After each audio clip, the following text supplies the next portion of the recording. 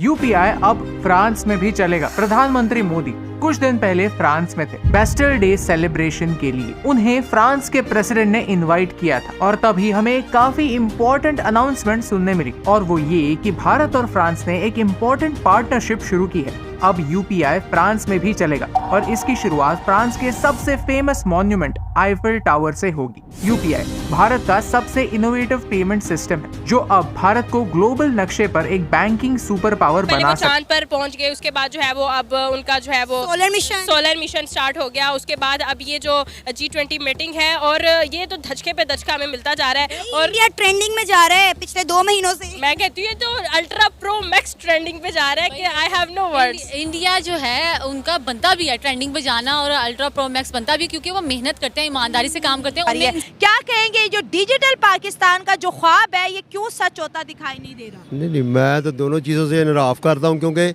ये दोनों चीज़ें उस जगह पे लागू होती हैं जिस जगह पे कुछ सिस्टम हो, सिस्टम पे चीज़ें बनती हैं ना। अच्छा। तो इस वक्त तो हमारा जो स्टेट बैंक एक कौम का बैंक होता है ना, उसमें तो IM बैंक ने आगे कंट्रोल, IMF आ गया, ठीक हो नहीं गया।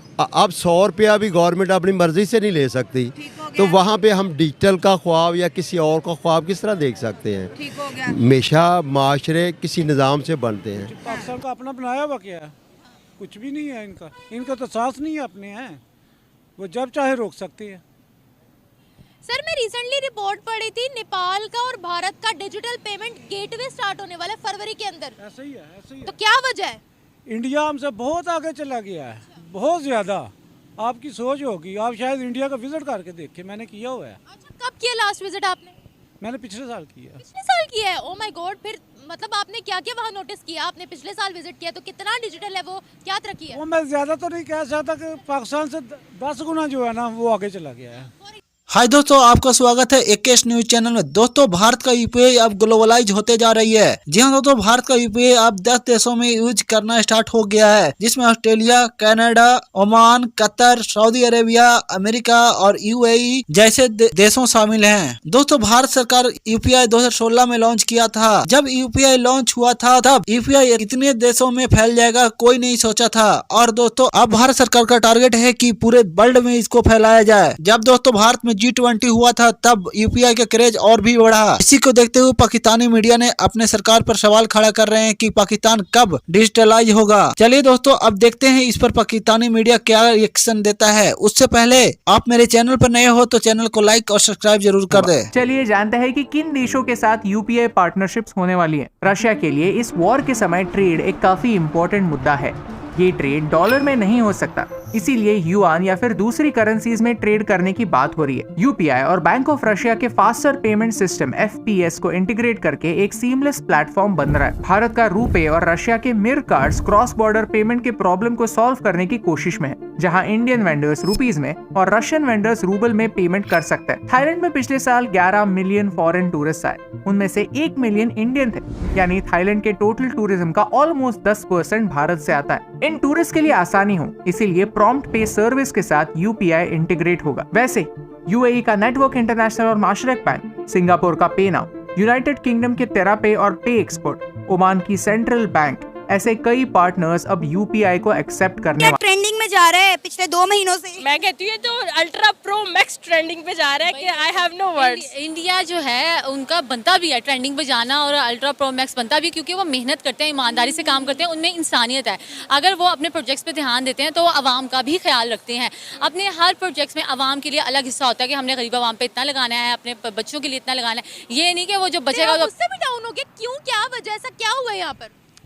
ये आपको मेरे से बेहतर पता है। जो हम सोच के आते हैं वो आगे से नहीं होता। ये कहते हैं ऊपर जा रहा है पाकिस्तान, मैं कहता हूँ नीचे जा रहा है। आप क्यों कह रहे हैं नीचे जा रहा है? मतलब आपने क्या देखा है? मैंने जो देखा है, मैं 16 साल बाद इधर पाकिस्तान में आया हूँ। पहले जो थे ना वो हालात लोगों के बेहतर थे, अब वो हालात नहीं है। लोगों के चेहरों पे बेहिसी है, रौनक नहीं है वो वाली जो छोड़ के गए। डिप्रेशन है बहुत ज़्यादा, बहुत ज़्यादा।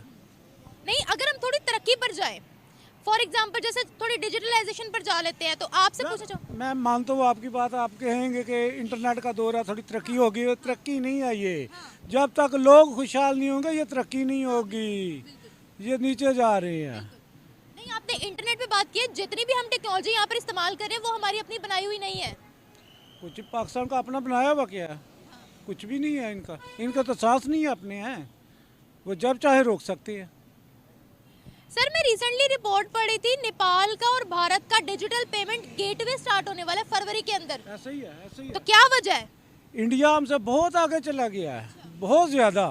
आपकी सोच होगी, आप शायद इंडिया का विजिट करके देखें, मैंने किया हुआ है। अच्छा, कब किया लास्ट विजिट आपने? मैंने पिछले साल किया। पिछले साल किया है? ओ माय गॉड, फिर मतलब आपने क्या क्या वहाँ नोटिस किया? आपने पिछले साल विजिट किया तो कितना डिजिटल है वो, क्या तरक्की है? वो मैं ज़्यादा तो नहीं कह सकता कि पाकिस्तान से 10 गुना जो है ना वो आगे चला गया है, फॉर एग्जाम्पल? हर चीज़ में। फॉर एग्जाम्पल वही कह रही हूँ। आप पूछे एग्जाम्पल के तौर पर मैं बता सकता हूँ, मार्केटिंग में वो हमसे आ गया, बिजनेस में वो हमसे आ गया, किसी कंपनी लाइफस्टाइल में हमसे आ गया। कहते हैं वहाँ गटरों के ढक्कन खुले हुए हैं। वो आप गटरों का ढक्कन लेके बैठी हैं, उनकी मैशियत तो देखें वो कहाँ चली गई है। वो तो देखें, हम किधर हैं?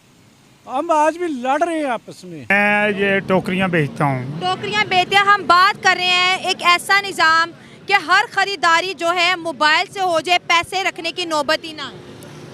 पता है क्या है सिस्टम है? फर्स्ट ऑफ ऑल हम टोटली तौर पे हमने जाना लाहौर को तो जाए कसूर की तरफ तो नहीं पहुंच सकते। नहीं पहुंच सकते, बिल्कुल जी। लाहौर की तरफ इस तरफ को राइट वे तरफ जाएंगे तो फिर पहुंचेंगे ना। ठीक हो गया। जब निज़ाम ही सारा ख़त्म है, आप कह रहे हैं कि निज़ाम सही होगा, निज़ाम सिर्फ ओनली वन निज़ाम जो है वो अल्लाह ताला का निज़ाम है। डिस्ट्रीब्यूशन ऑफ इकनॉमिक जो है ना वो दुनिया में किसी भी निज़ाम में इतनी बेहतर नहीं है जितनी पाकिस्तान। जब आप वो निज़ाम ही नहीं अपना रहे तो ये जितने मर्जी रोने आप रोते रहें, जो मर्जी कहते रहें, जब आप सही वे ऑफ राइट पे नहीं चलेंगे ना तो आप ये गलत हो। आप निज़ाम की बात कर रहे हैं तो निज़ाम है ही नहीं। निज़ाम क्यों नहीं बनाया? निज़ाम है ही नहीं, पहले दिन से नहीं बना। मुझे आप बता दें, सन 1947 के बाद किसी ने अप्रोच किया? पाकिस्तान जब बना है तो उसका क्या मतलब था? ला इलाहा इल्लल्लाह मुहम्मद रसूलुल्लाह। एक दिन भी किसी ने इस्लामी निज़ाम का नाम लिया? नहीं। तो इस्लाम के साथ जमहूरिया भी तो लगा दिया ना। जमहूरिया छोड़ें, जमहूरिया मेरी बात सुने, जमहूरिया दुनिया का गंदा तरीन निज़ाम है। मैं आपको बताता हूँ, जमहूरियत सबसे गंदा निज़ाम है जिसमें हर आदमी को खाने का मौका मिलता है, ब्लेम किसी पे भी नहीं होता। अच्छा। फर्स्ट ऑफ ऑल 3 आदमी एक तरफ हैं, 4 आदमी एक तरफ हैं, 4 ने वोट दे दिया, ही इज़ राइट।